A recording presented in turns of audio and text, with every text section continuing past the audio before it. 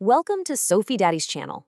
Today, we're diving into one of the most common, but let's be honest, dangerously misunderstood tactics in options trading, rolling a trade. It feels like a get-out-of-jail-free card, right? A way to give a losing trade more time to maybe, just maybe, turn into a winner. But what if that whole idea is built on a lie? So here's our game plan. First, we're going to completely bust the great rolling myth and show you the loss your broker doesn't really advertise. Then we'll talk about the gamma trap that snares so many traders when expiration gets close. After that, we'll look at the invisible price tag that volatility slaps onto every single roll. And finally, we're going to build a rock-solid, systematic playbook for when you should roll and, more importantly, when you shouldn't. So this quote, it pretty much nails how most traders think about rolling, that it's this one continuous thing, a smooth action where you can just kind of pause a loss. The thinking is, hey, as long as I don't officially close the trade for a loss, I haven't really lost anything. Well, as we're about to find out, the accounting reality tells a very, very different story. And this brings us to the big mystery, right?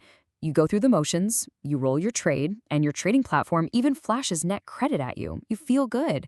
But then you look at your total account value, and it's dropped. How is that even possible? I promise you, it's not a glitch. It's the system showing you a truth that a lot of traders just don't want to see. Okay, let's pull back the curtain. The biggest myth, the number one misunderstanding, is that a roll is one single fluid move. It's not.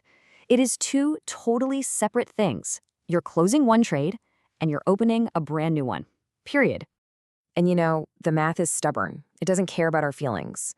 The total profit or loss, your P&L, of this whole adventure is simply the result of your first trade plus the result of your second trade.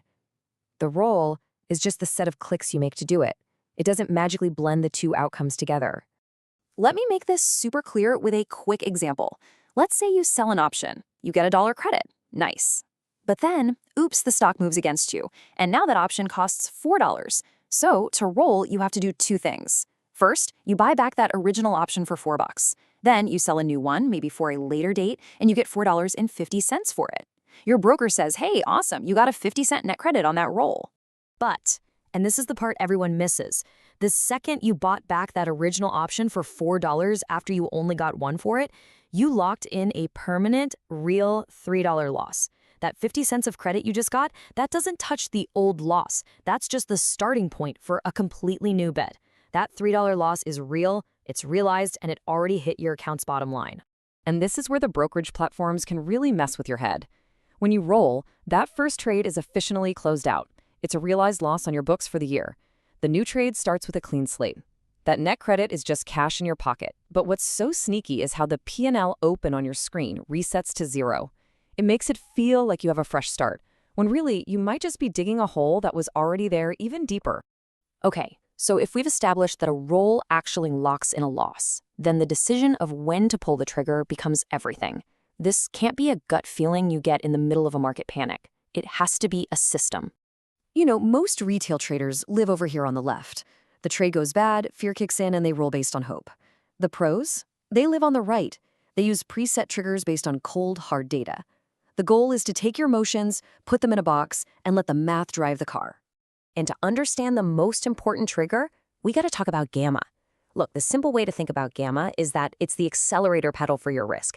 As you get closer and closer to an option's expiration date, gamma just goes wild.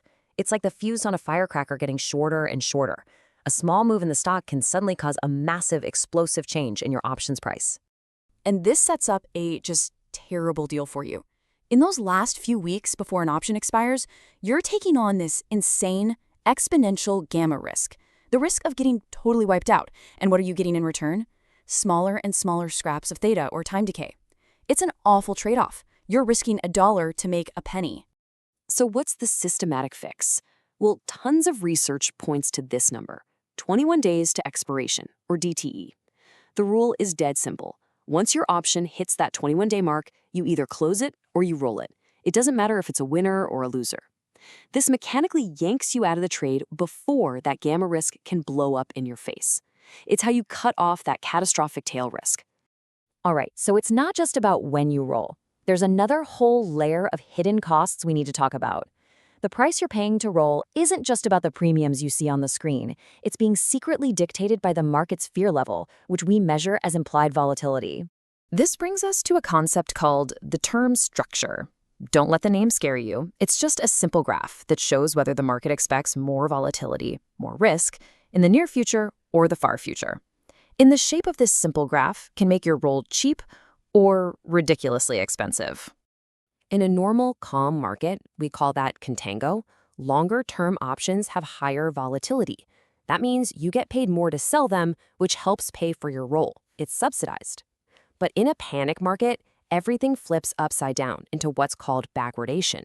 Short-term fear goes through the roof, which makes the options you have to buy back crazy expensive, while the longer-term ones you're trying to sell are now relatively cheap. The market is structurally punishing you for trying to roll defensively.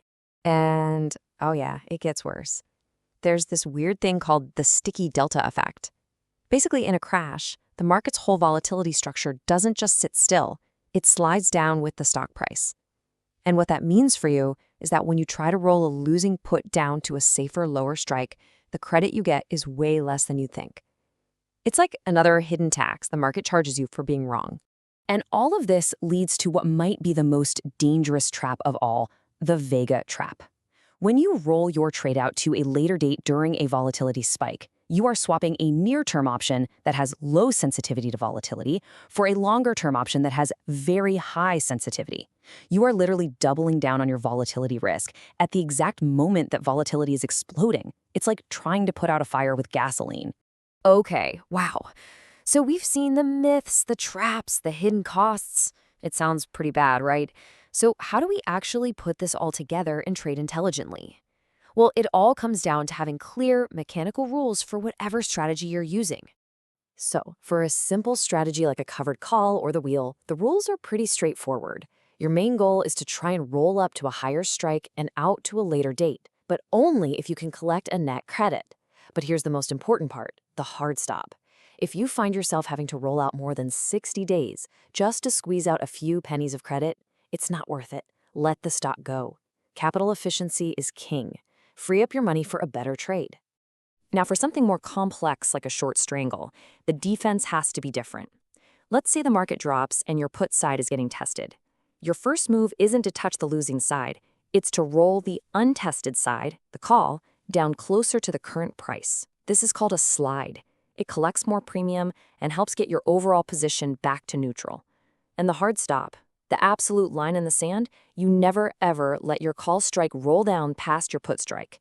That guarantees you a loss, and the game is over. So this is it. This is the whole playbook on one screen, your cheat sheet.